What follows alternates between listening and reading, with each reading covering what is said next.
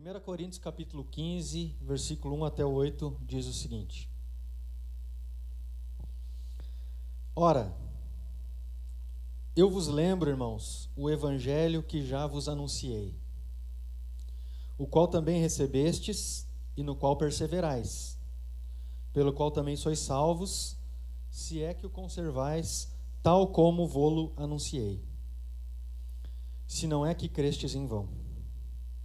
Porque primeiramente vos entreguei o que também recebi, que Cristo morreu por nossos pecados, segundo as Escrituras, que foi sepultado, que foi ressuscitado ao terceiro dia, segundo as Escrituras, que apareceu a Cefas e depois aos 12, depois apareceu a mais de 500 irmãos, de uma só vez, dos quais vive ainda a maior parte, mas alguns já dormiram.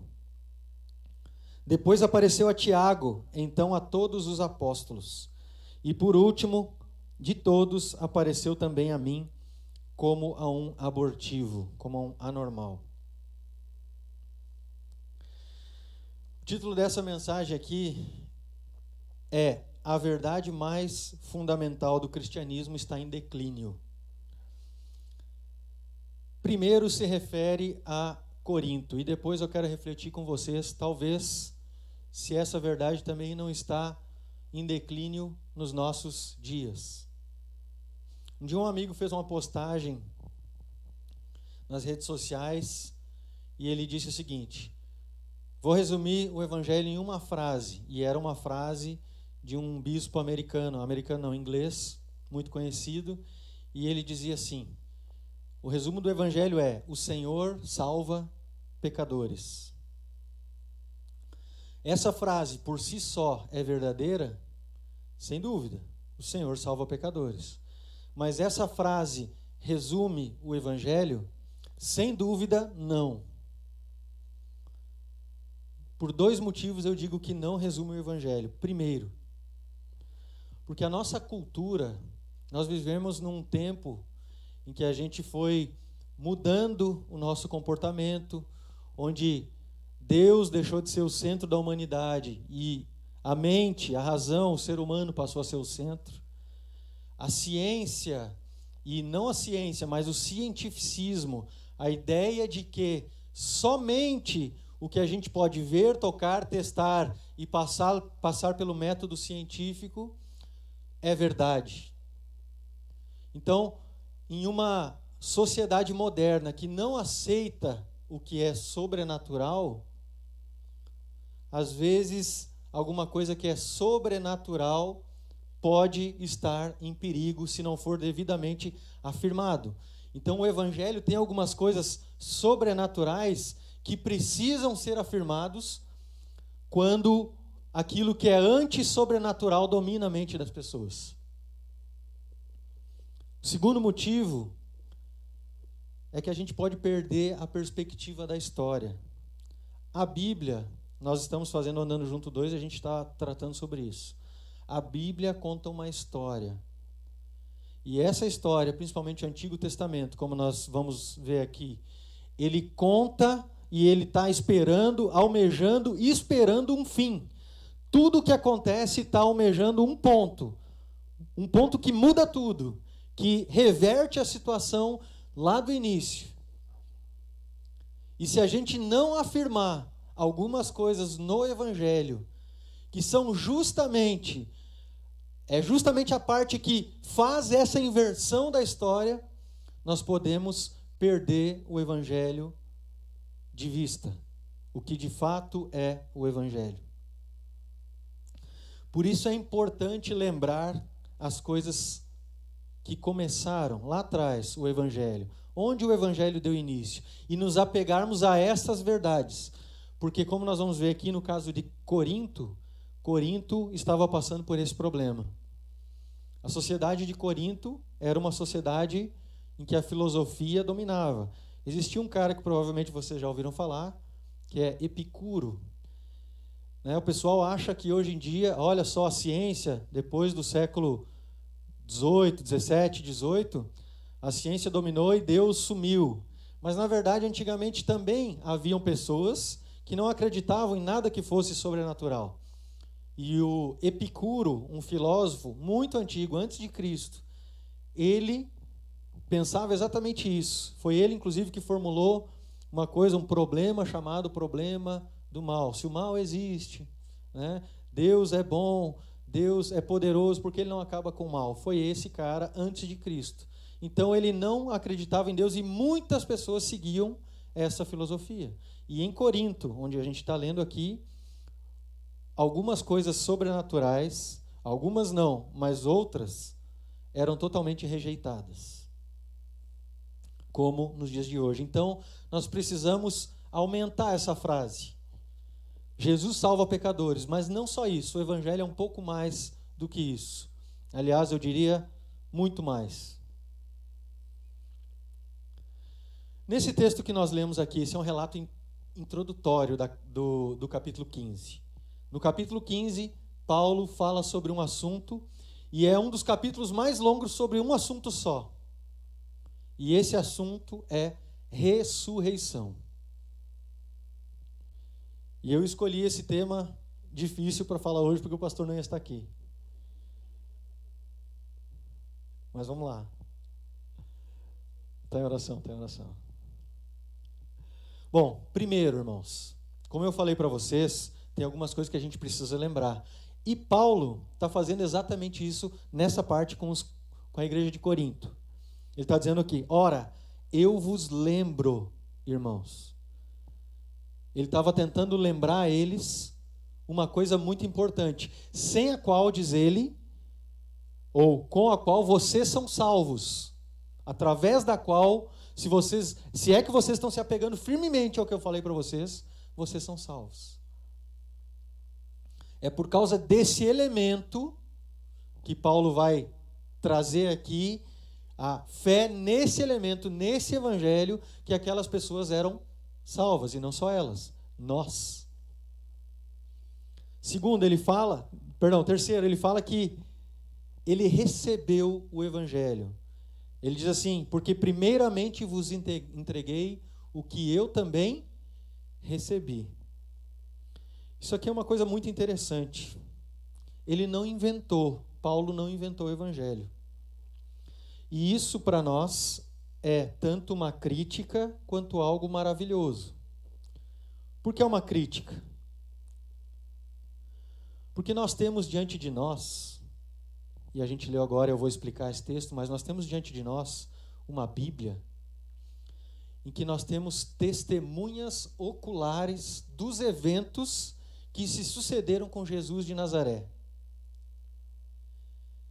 E Paulo está dizendo para aquela igreja o seguinte, o que eu estou falando para vocês, o que eu preguei desde o início, eu recebi de alguém. E nós, cristãos de hoje em dia, temos o relato das testemunhas oculares ou daquelas que escreveram o relato das testemunhas oculares. E talvez a gente deixe esses relatos de lado, como talvez aquela igreja de Corinto estava fazendo, que eram os relatos originais. Eu falei no início que a gente precisa voltar, e é o que Paulo está fazendo aqui. Ele está voltando. Peraí, deixa eu contar de novo. Que vocês parece que perderam alguma coisa nesse trajeto. Paulo não inventou, ele recebeu. Por outro lado, eu não sei se vocês conseguem perceber que isso é algo maravilhoso. A nossa fé não nasceu ontem.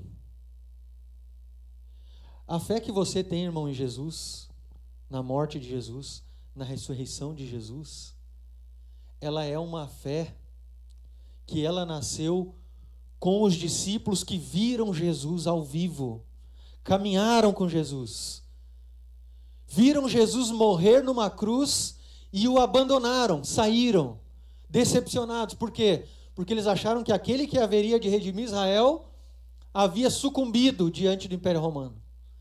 E esses mesmos que abandonaram, depois de 3 dias, retornaram dispostos a morrer pelo que eles haviam abandonado há 3 dias atrás. A fé que você carrega hoje não é uma fé que nasceu ontem. É uma fé que esses homens carregaram e deram a sua vida para que esse evangelho fosse pregado a nós hoje. É uma fé histórica, é uma fé que tem uma estrada longa, não começou ontem. E Paulo está tentando mostrar para eles aqui o seguinte: vocês não podem modificar, porque isso é assim que eu recebi e foi assim que eu transmiti para vocês. Então não modifiquem.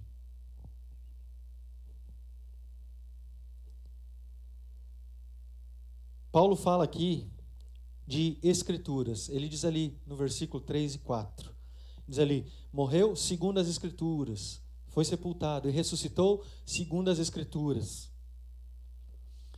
Eu disse para vocês que a história do Antigo Testamento e a história da criação, toda ela gera uma expectativa de um evento que vai mudar tudo.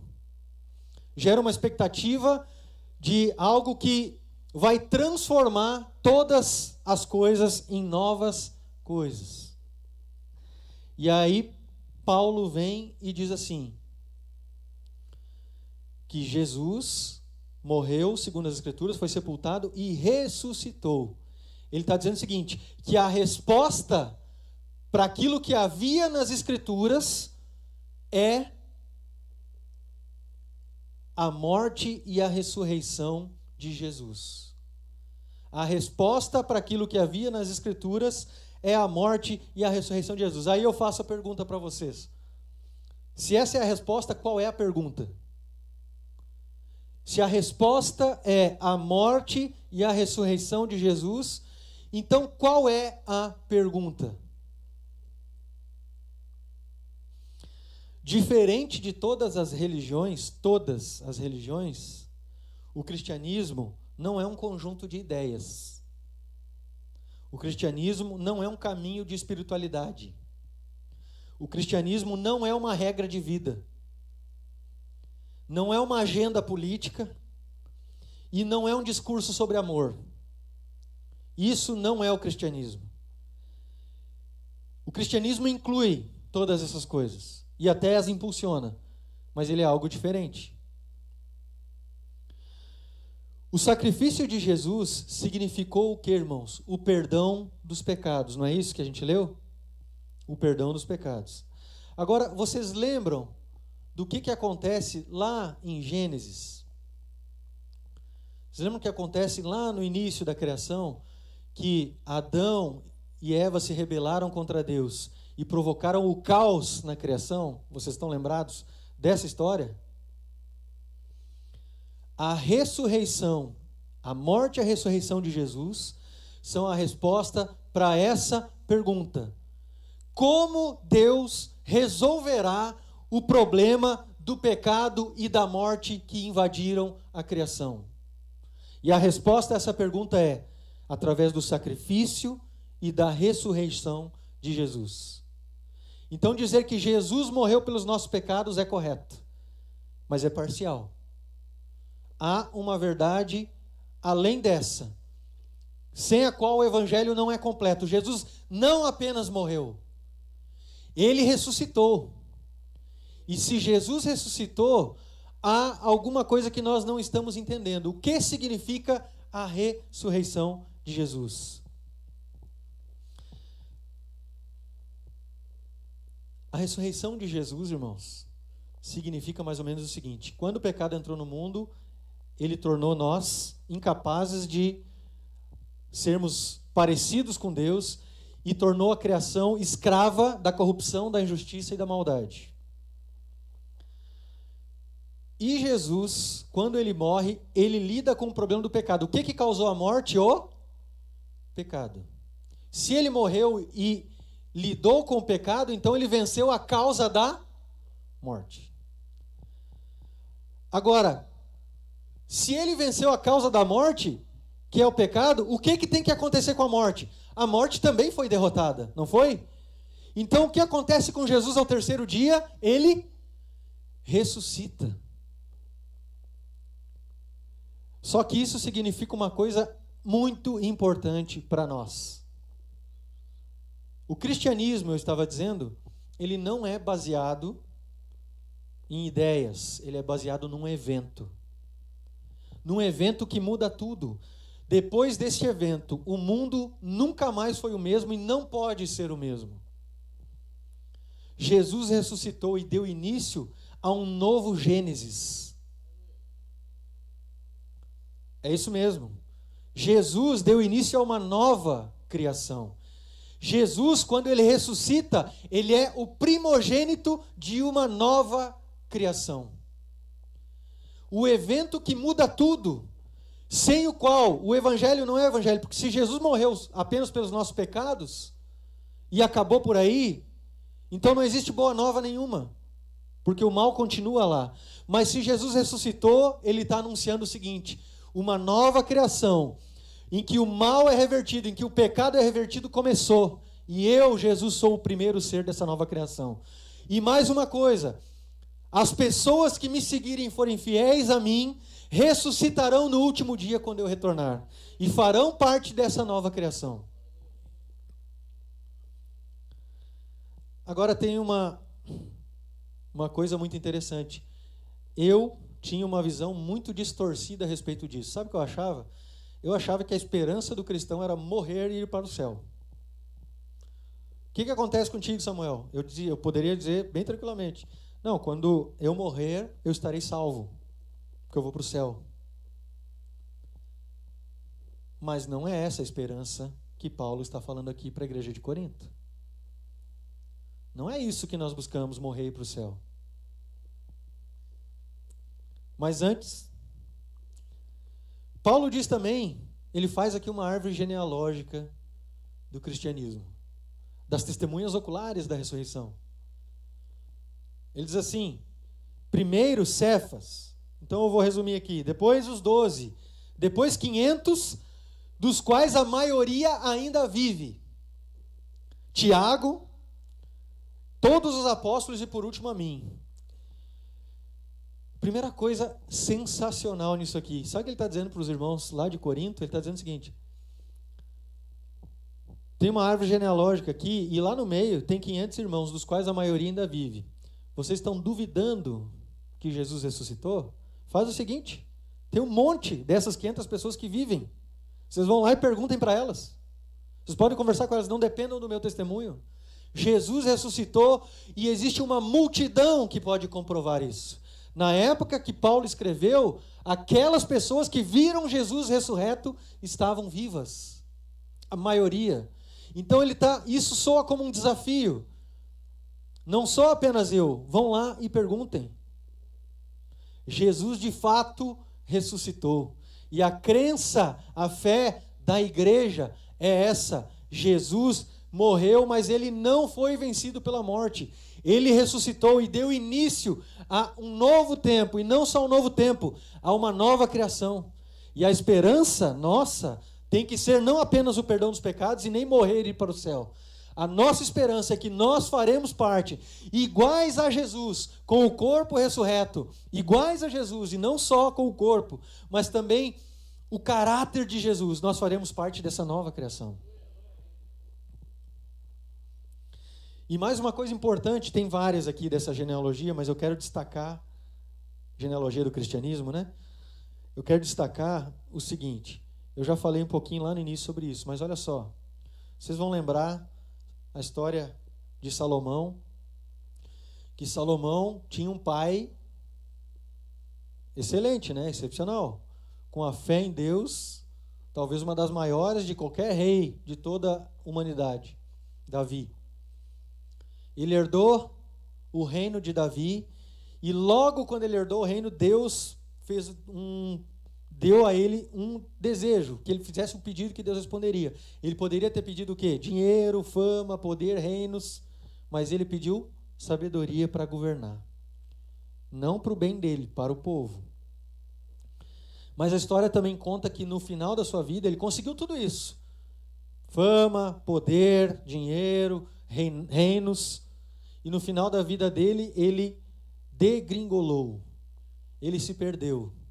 Ele esqueceu da fé do seu pai, da sua fé, de tudo o que Deus tinha feito lá no início por ele. Por que eu citei esse exemplo?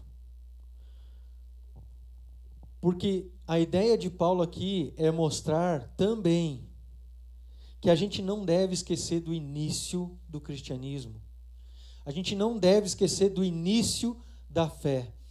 O início da fé cristã, ele é o caminho, a baliza, a trilha, o trilho sobre o qual nós devemos guiar a nossa fé. Qual é o valor que nós temos dado para a Bíblia? Para o início do cristianismo. Sabe por que a Bíblia é tão importante para nós? Porque ela conserva a tradição cristã primeira dos apóstolos. Fiquem firmes na tradição dos apóstolos. É isso que Paulo e Pedro dizem. E a Bíblia, o Novo Testamento principalmente, traduz essa fé. Que nós possamos, não como Salomão, que esqueceu as suas origens, nós possamos retornar a essas origens do cristianismo, que é crer naquilo que de fato Jesus Cristo fez por nós. Por que eu tenho dito isso? Porque na igreja de Corinto, essa verdade da ressurreição estava em declínio. A igreja de Corinto cria que Jesus morreu pelos pecados deles. Mas não era a fé de que Jesus ressuscitou é que estava em declínio. Era a fé de que eles ressuscitariam um dia. Eles não estavam mais acreditando que eles ressuscitariam. E aí Paulo vem e fala isso aqui, a partir do versículo 12. Diz assim: Ora, se prega que Cristo foi ressuscitado dentre os mortos, como dizem alguns entre vós que não há ressurreição de mortos. Eles estavam dizendo que já haviam, talvez. Não, a gente já está vivendo o reino de Deus. Isso aqui já é 100% do que vai acontecer. E aí Paulo começa a colocar seus motivos, por que não? Mas se não há ressurreição de mortos, também Cristo não foi ressuscitado. Ele fez um prólogo inicial dizendo que Cristo foi ressuscitado, essa é a fé original dos apóstolos, citou todos eles, vão lá e perguntem para eles, eu recebi isso, não inventei isso. E agora ele diz, agora é o seguinte, se vocês estão pregando que vocês não vão ressuscitar, então essa fé inicial também é mentira. Se nós não vamos ressuscitar, Cristo também não ressuscitou. Se não há ressurreição de mortos, também Cristo não ressuscitou. Aí vocês lembram, o que acontece? Jesus ressuscitou por quê? Porque ele venceu o problema que gera a morte, que é qual? O pecado. Agora, se ele não ressuscitou, se não há ressurreição, e se ele não ressuscitou, significa que ele também não venceu a causa da morte, que ele não venceu o pecado. Não sei se eu consegui ser claro. Se não há ressurreição, Cristo não ressuscitou. Significa que ele não lidou com o problema que gera a morte, que é o pecado. Então nós estamos no nosso pecado ainda. Se nós não vamos ressuscitar lá no final, nós ainda estamos no nosso pecado. Se a sua esperança é que você vai morrer para o céu e é isso, então você ainda está nos seus pecados se você estiver certo. É isso que Paulo está dizendo. Se a sua esperança é morrer para o céu e acabou por aí, eu gosto de dizer, eu brinco, né, no Andando Junto, se a sua esperança é o céu da Globo, que tem lá um gramadão e você vai ficar de branco lá o resto da sua vida, alisando, né, o leão. Se essa é a sua esperança, você está nos seus pecados ainda. Por quê? Porque não existe ressurreição, então o problema principal não foi lidado com ele. E ele continua e diz assim, versículo 15: E assim somos também considerados como falsas testemunhas de Deus, que ele ressuscitou a Cristo, ao qual, porém, não ressuscitou, se na verdade os mortos não ressuscitam. Somos falsas testemunhas de Deus. Porque se os mortos não são ressuscitados, também Cristo não foi ressuscitado. E se Cristo não foi ressuscitado, é vã a vossa fé, e ainda estáis nos vossos pecados. Logo, também os que dormiram em Cristo estão perdidos. Aqueles que morreram, que são seus parentes, que morreram em Cristo e que não são seus parentes também e morreram em Cristo, se não houver uma ressurreição no final, Paulo está dizendo aqui que eles também estão perdidos. É incrível que Paulo não considere em momento algum a gente morrer e ir para o céu. Vocês não acham isso interessante? Em momento algum aqui Paulo está falando morrer e ir para o céu. Porque essa não é a esperança do cristianismo. Se é só para essa vida que esperamos em Cristo, somos de todos os homens mais dignos, de todos os homens os mais dignos de lástima. Miseráveis homens que somos. Se nós estamos esperando que acaba aqui, que é isso aqui que nós temos, ou que não existe uma nova criação onde nós seremos corporalmente ressuscitados, nós somos miseráveis, Paulo está dizendo. Miseráveis homens que somos. Isso parece, talvez, para alguns irmãos, pouco relevante, mas eu vou dizer uma coisa para vocês. Existiu aí, a partir do século XVII, 18, um movimento teológico chamado liberalismo teológico. Só para que vocês saibam, talvez um dos principais nomes, não sei se vocês já ouviram falar, Rudolf Bultmann, um teólogo alemão. Pois ele desenvolveu uma teoria de que, eu vou ler aqui para não errar, ele dizia assim, a humanidade contemporânea, que se acostumou com os avanços da ciência, não pode aceitar os conceitos mitológicos do mundo expresso na Bíblia. Então o que ele fez? Ele começou a demitologizar a Bíblia. Tudo que era sobrenatural, ele disse, esquece, isso aqui fica de lado. De forma que a ressurreição de Cristo virou uma ressurreição emocional. Talvez isso pareça um pouco normal para a gente. A obra que Cristo fez é agora transformada no quê? Em uma coisa para o meu eu, existencial. Jesus ressuscita em mim, eu ressuscito, mas ressuscito de forma que agora eu sou uma nova pessoa, eu vivo bem, de bem com a vida, de bem comigo mesmo. Aquelas aflições internas já não importam mais para mim. Ele transformou a mensagem do Evangelho em uma coisa existencial, interior. Qualquer semelhança com o nosso tempo não é mera coincidência. Por quê? Porque esse movimento influenciou muito a teologia evangélica, as pregações dos púlpitos. Mais uma coisa. Se a gente tivesse que perguntar assim, vamos fazer a seguinte pergunta. Samuel, teve algum pensamento no mundo que venceu todos os outros? Digamos assim, uma ideia que ela dominou todas as outras. Tem. E ela chama-se filosofia grega. Sabe o que é isso? Você e eu, nós hoje, pensamos exatamente como os filósofos gregos, 500 anos antes de Cristo, pensavam. Nós raciocinamos, sabe quando a gente diz assim, se eu tomar banho agora, eu vou poder sair mais cedo. E isso é lógica. Quem desenvolveu esse pensamento foram os gregos. E eles desenvolveram um outro, que tem muito a ver com o nosso assunto, que é o seguinte: o corpo é ruim. O que importa é a parte espiritual, ou alma, entenda-se alma, parte espiritual, parte imaterial. O corpo é a prisão da alma. Existe uma desvalorização do corpo em relação à alma. Então o corpo não é importante.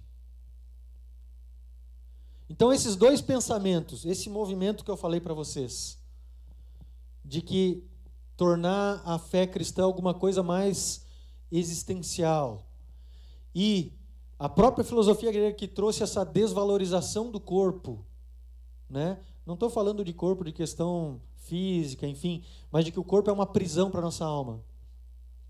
Essas ideias dominaram o cristianismo do nosso tempo. E dominavam, pelo menos a primeira ideia, a filosofia grega. Aliás, Corinto era pertinho de Atenas, né? Dominaram a igreja de Corinto e dominam a nossa igreja cristã nos tempos de hoje.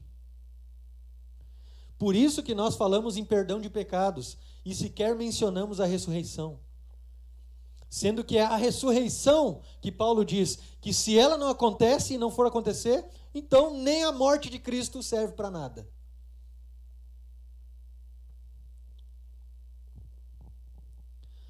Tudo isso que eu falei para vocês contribui de alguma forma para minar a ideia da ressurreição corporal. De que a ideia principal das pessoas quando vêm ao cristianismo é porque elas estão buscando uma vida após a morte. Mas o cristianismo não prega uma vida após a morte. Aliás, a Bíblia tem muito pouca coisa a dizer sobre a vida após a morte. Pouquíssima mesmo. O que a gente sabe é que quando a gente morre, a gente está com Cristo. Como? Não sei. Isso a Bíblia não diz. Ela não se preocupa com isso. Porque até esses mortos que estão lá com Cristo hoje, quem morreu com Cristo e está lá com Ele hoje, está esperando o dia que será revestido de um corpo incorruptível. Tanto nós quanto eles estamos esperando a mesma coisa, que é a ressurreição final. É o dia em que a criação inteira vai ser liberta da escravidão do pecado, da escravidão da morte, da escravidão da decadência física, biológica. Vai ser liberta de tudo isso. E vai se encontrar com o seu Deus face a face. Pessoalmente, no meio da criação.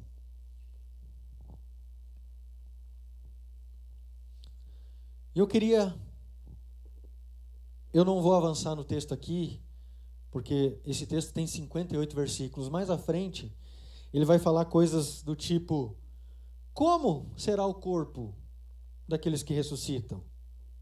Com que corpo eles virão? E quem estiver vivo, o que vai acontecer?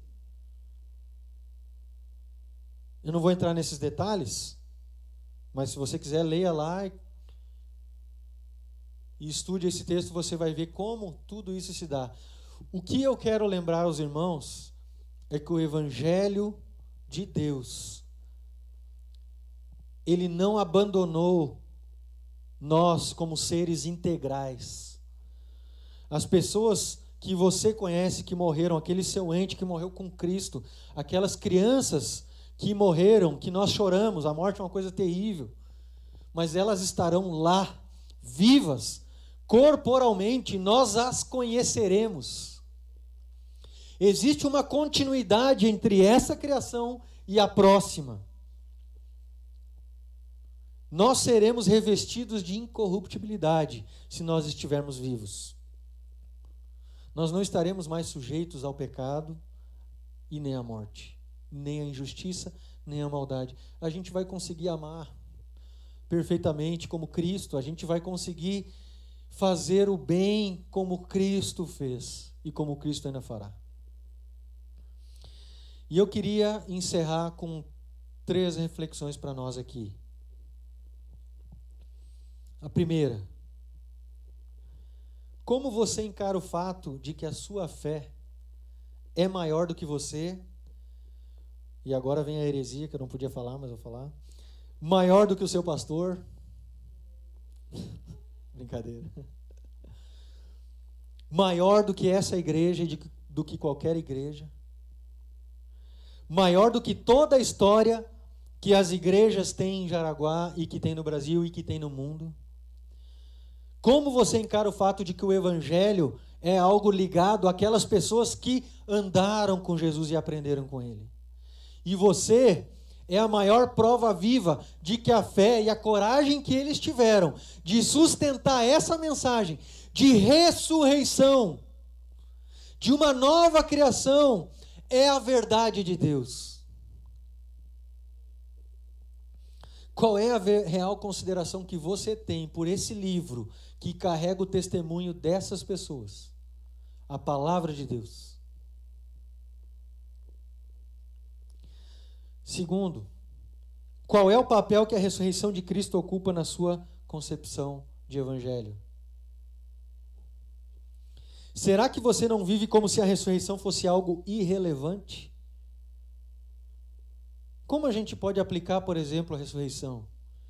Puxa vida, se o plano de Deus é ressuscitar corporalmente, é libertar e não destruir tudo do mal e do pecado, como você lida, por exemplo, com o meio ambiente?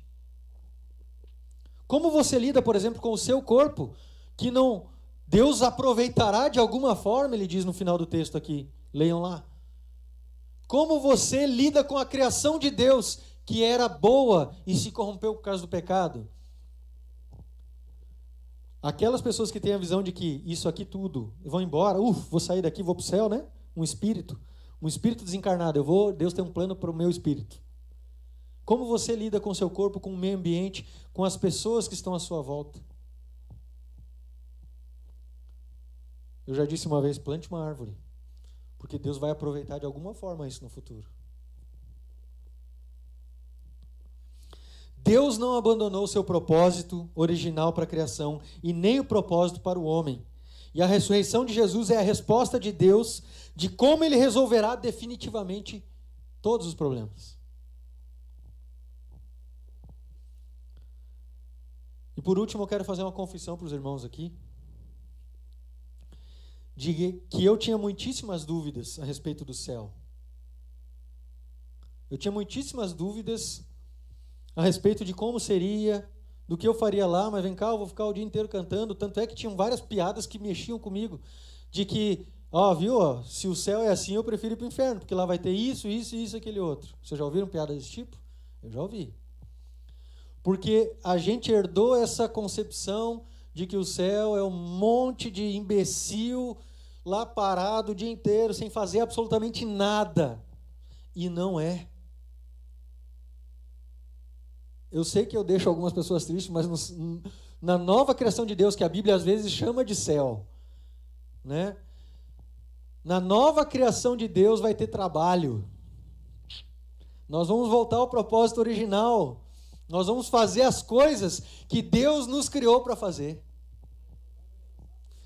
Mas não vai ter tudo que é a parte ruim. O cansaço, a destruição, a fadiga entraram por causa do pecado. E agora, Cristo renovará todas as coisas e não haverá mais isso.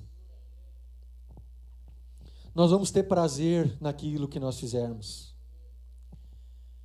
Vai haver comida lá. Vai haver.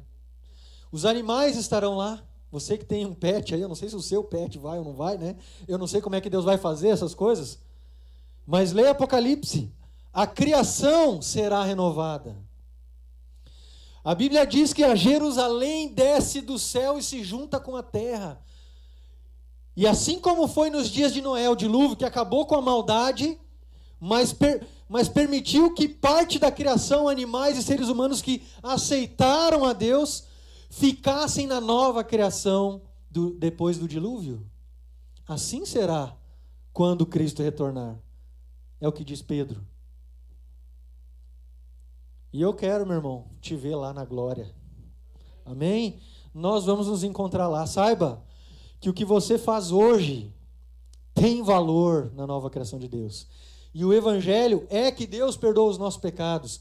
Mas isso significa uma coisa ainda maior, de que Ele resolveu o problema do mal, de que Ele resolveu o problema do pecado, e que nós seremos como Ele é. Amém? Gostaria de convidar os irmãos a se colocarem em pé.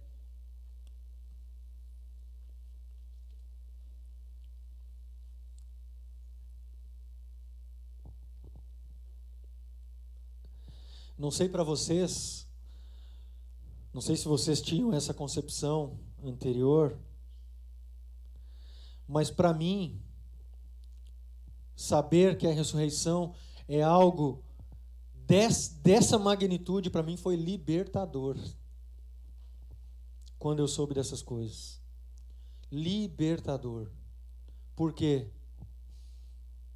Porque me tirou daquela ideia gnóstica grega, da teologia liberal, de que o que Deus tem é isso aqui. É isso aqui e depois a gente vai passar o resto da eternidade de forma inútil. Não. Deus tem um projeto concreto para nós. E ele começa aqui, desde já. Tudo que você faz hoje, amando as pessoas como Cristo fez, se sacrificando pelas pessoas, pela obra do Senhor como Cristo fez, Deus vai aproveitar isso de alguma forma para a nova criação de Deus. Novos céus e nova terra, a palavra diz. Amém?